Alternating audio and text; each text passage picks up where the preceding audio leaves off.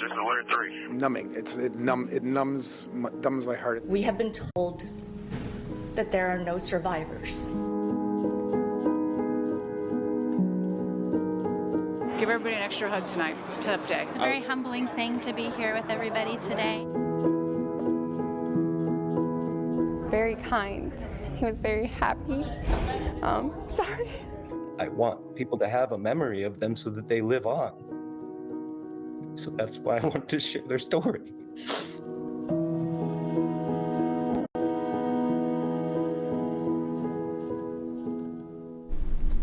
Today marks 1 week since the tragic, deadly mid-air collision involving American Airlines Flight 5342 and a military helicopter. 67 lives were lost that night as both aircraft crashed into the Potomac River in Washington, D.C. Over the next 30 minutes, we'll look into what's next in the investigation and remember the victims killed in the crash. We'll share stories of communities embracing one another, showing support for all those involved. Tonight, we start by looking back at the last 7 days and the moments before and after the crash. January 29th, 5:18 in the afternoon. 64 people departed from Wichita's Eisenhower National Airport on American Airlines Flight 5342 on their way to Washington, D.C. It was a common flight path and the plane was just moments away from landing. The time was 8:48 p.m. when the plane had a mid-air collision with an Army Black Hawk helicopter that was on a training mission. The two aircraft crashing into the Potomac River. All 67 people on board both were killed. It's been a very long time since we've had a major aviation incident in the United States. A race to rescue those in the river turned into a large-scale recovery effort.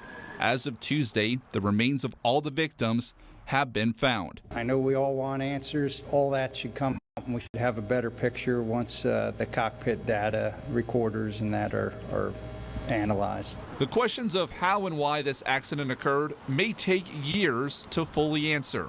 In the meantime, we turn our focus and remember the 67 lives lost that night in Washington, D.C.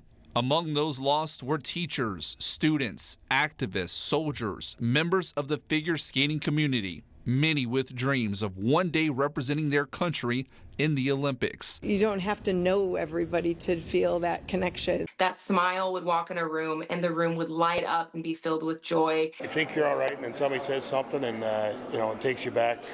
It's been a tough week. We need you, Lord, right now. In the week following the crash, communities nationwide have embraced each other through prayer. We need you, Lord.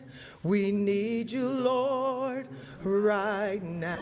But it's the words not spoken that can be heard the loudest. Groups gathering on ice rinks across the country for moments of silence, a vigil at the crash site along the Potomac River for the families of those that lost their lives. We need you, Lord, right now. And here in Wichita, a growing memorial inside Eisenhower National Airport. From notes to flowers coming from those of all ages, the ones who knew the victims to those just traveling through, sharing their thoughts and paying their respect.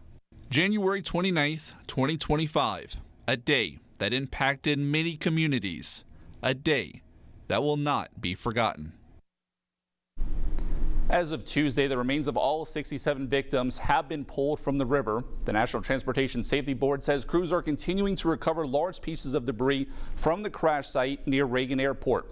Investigators say piecing together the wreckage can be important in answering the question of why the crash occurred. According to the NTSB, data indicates that the airline pilots may have seen the Black Hawk helicopter moments before the collision because the plane tried to pull up about a second before impact. Investigators are also looking at the information collected in both aircraft's black boxes, including the cockpit's voice recorder, as it could show the communication between the pilots before the collision. Every piece of information is critical to the investigation, and so the NTSB is about transparency, so when we can provide that, I think that'll be helpful to provide some additional context and what we're looking at in this investigation. The NTSB says the plane's black box shows it was flying around 325 feet when it collided with the military helicopter. That's higher than the 200-foot max for helicopter traffic in that area. Following the crash, the FAA has restricted helicopter flights near Reagan Airport to reduce the risk of another collision. Those restrictions will last at least until the NTSB releases a preliminary report about the incident, which is expected in the next month. And during tonight's show, we will hear from friends and loved ones who were remembering the 67 lives lost. Among those on the American Airlines flight was Kia Duggins, a Wichita State grad. Reporter Jalea Daughtry spoke with the Barton School of Business, as well as a former Miss Kansas who described Kia as a bright light. Kia Duggins was known for having a bright light, both on and off stage. The 30-year-old was one of the 67 passengers who lost their life on American Airlines flight 5342 as it collided with a military helicopter. She was returning home from visiting her mother, who just had surgery. Kia won the title of Miss Butler County in 2014, going on to compete in Miss Kansas 2015, making it as a top 10 finalist. Miss Kansas Hannah Wagner say she and Kia were good friends, sharing a passion for dance. We attended festivals together. We've done photo shoots together. That smile would walk in a room and the room would light up and be filled with joy. Kia, a Wichita native, graduated with her law degree from Harvard, but before that, she attended the Barton School of Business, even winning one of the highest paid scholarships for the business school. As of right now, pays $50,000 over 4 years. So it's the equivalent of a full ride. And I was on the committee that selected her. Though Kia is no longer here, those who remember her say she was a light to those who came into contact with her and say she's gone way too soon.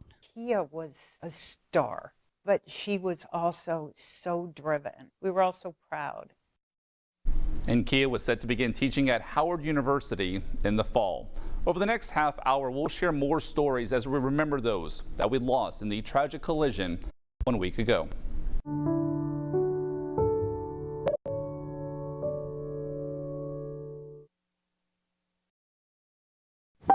She was just getting started. I feel like she still had so much more of an impact to make. American Airlines Flight 5342 departed from Wichita last Wednesday with Kansans on board. This includes Bob and Lori Schrock, a couple from Kiowa.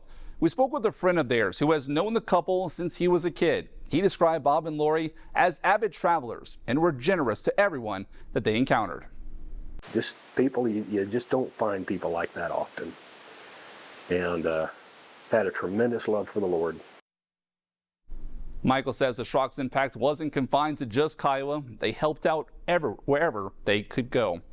Another Kansan on that flight, Dustin Miller from El Dorado. He was on his way to New York for a work trip. His sister Kristen sharing some details about her brother, saying Dustin was the funniest guy in the room. He was also the most generous and loving. He had a way of making people feel at home in his presence. And we've heard many stories like that being shared about those on that flight. Over the weekend, dozens of family members of the 67 victims killed in that plane crash gathered for a memorial ceremony at the site where that crash occurred. Charter buses with a police escort brought the families to the banks of the Potomac River, where Reagan National Airport. Family members helped create a memorial of crosses along the bank in honor of those victims, and roses were placed on top. And many schools and universities across the country are taking time to remember those. 20-year-old Grace Maxwell was a junior attending Cedarville University in Ohio, but Kansas was her home. She was visiting town for her grandfather's funeral and was heading back after the services, and her connecting flight was in Washington, D.C. Grace was active in clubs and organizations and was studying mechanical engineering with a minor in biomedical engineering. Last week, Cedarville University's president shared an emotional message during a chapel service. So we grieve and we're sad, and we don't know why a young, bright, shining star was taken from us way too soon. And Grace was a bright student and was a part of the campus radio organization and the Creative Writing Club. When we return, we'll tell you how you can help support the families during this time.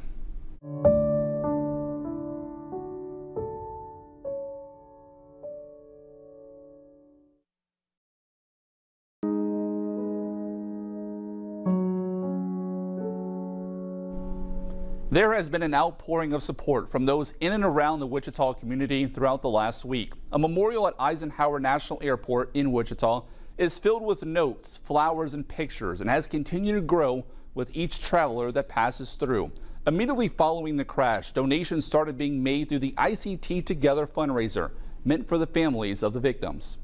We're working with some organizations on the ground to discuss what it looks like to provide mental health services and other needs that arise in Wichita. And then even longer term, we're looking to focus on the families and see what we can do to make sure that they're financially more stable. And if you would like to donate to the ICT Together Fund, you can visit the website located there on your screen. You can also find a link through our website and on our 12 News app. And those funds go directly towards helping the families of victims like PJ Diaz. The 30-year-old from Wichita was also a graduate of Valley Center High School. His mother, Linda, offering a statement up on social media saying, "I don't post often, but my heart is broken and reaching out for prayers for me and my family. Please pray God gives us strength to get through this devastating time. I love you, PJ, and always will." And those feelings are also being shared at Butler County Community College. Lindsay Fields, a biology professor at BCC, was on the American Airlines flight on her way to meet with the National Association of Biology Teachers. Reporter Gabriela Hernandez shows us the memorial that students and staff created for her at the school. According to colleagues, Professor Lindsay Fields can be described as passionate, radiant, easy to talk to. And from the memorial already forming outside of her office, she would do anything for her students. She was the absolute best, irreplaceable. Lindsay Fields taught at Butler Community College for several years and was loved by many.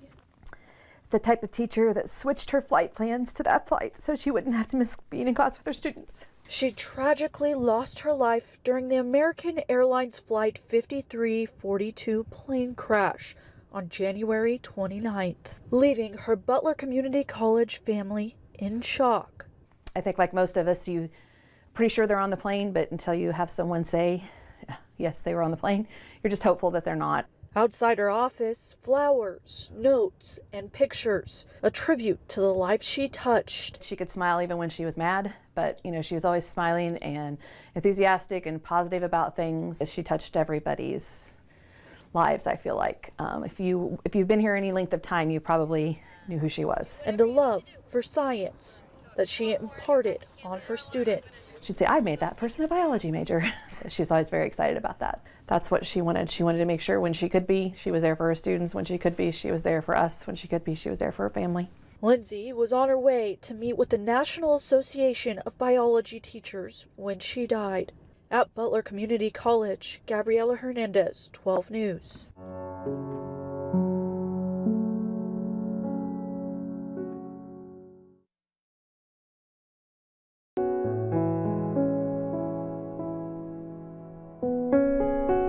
Of the 67 people that lost their lives in the deadliest U.S. air crash in 2 decades, nearly half were members of the U.S. figure skating community. 28 athletes, coaches, and family members were returning home from a training camp for promising young skaters that was held in conjunction with the U.S. Figure Skating Championships here in Wichita. Many are remembering those skaters and their families as hardworking, making many sacrifices to be able to compete at a national level. To go from the extreme emotion of pure joy from having hosted to such a tragic loss, it's really hard to wrap your head around right now. On Monday, those in Wichita joined others in the ice skating community across the country for a moment of silence. Emotional memories were shared from those closest to the skaters.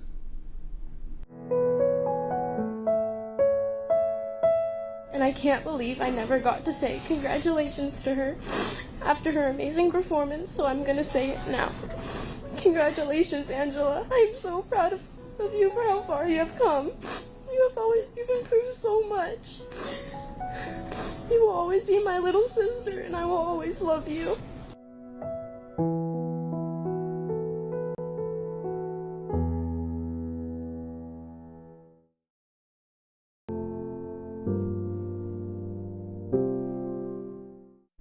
A reminder tonight, if you want to help those affected by the crash, there is an effort to raise money. ICTtogether.org. We have a link up on our app. All funds donated go to those impacted by the crash. And as we close our show, we'll take a few minutes to share the names and photos of all those that have been identified that were on Flight 5342 and the military helicopter. Our thoughts are with all the friends and families of those involved. May they always be remembered.